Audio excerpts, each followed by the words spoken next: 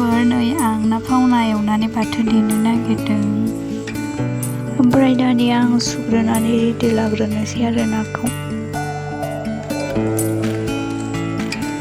ओमफ्राय आङो नाखौ सुखांनानै पियाज बानलुफोरखौ रेडि खालामनानै लाखाजोब्बायानो। नै दा एवनांसिगौल' आरो नै। ओमफ्राय नै सारायखौ एसे गुदुं खालामग्रोनानै आरो थाव एसे लुबाय आङो।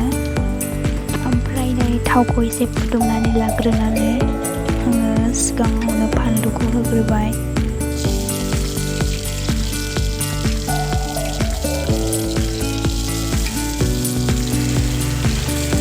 ओमफ्राय सामब्राम गुफुर एसे होनानै एसे एवफ्रामग्रोबाय आं। ओमफ्राय नाखौ होनानै एरग्लिनोसै।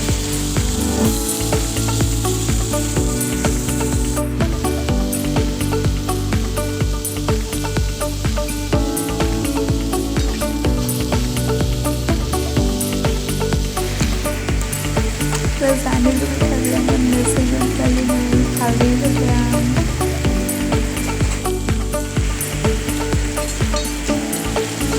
एसे एवग्रोनानै लानोसै। ओमफ्राय नै दा पियाजखौ होबाय। पियाजखौ सिगां होनानै एवबाथाय खामो, बेनिखायनो उनावसो होबाय आङो दा। दानिया संख्रि एसे होबाय आं। ओमफ्राय नै आंना दा मोनथारनोसै।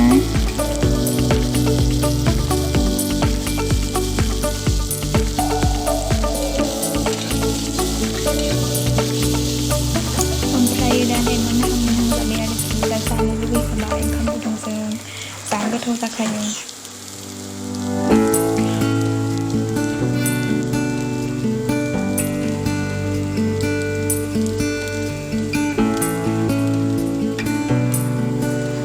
ओमफ्राय नै दा मोनमारबाय।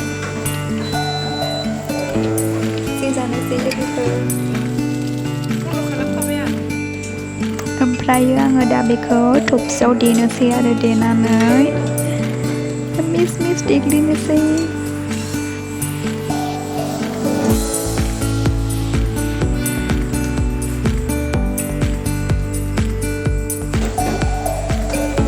संख्रि एसे होनानै देनोसै।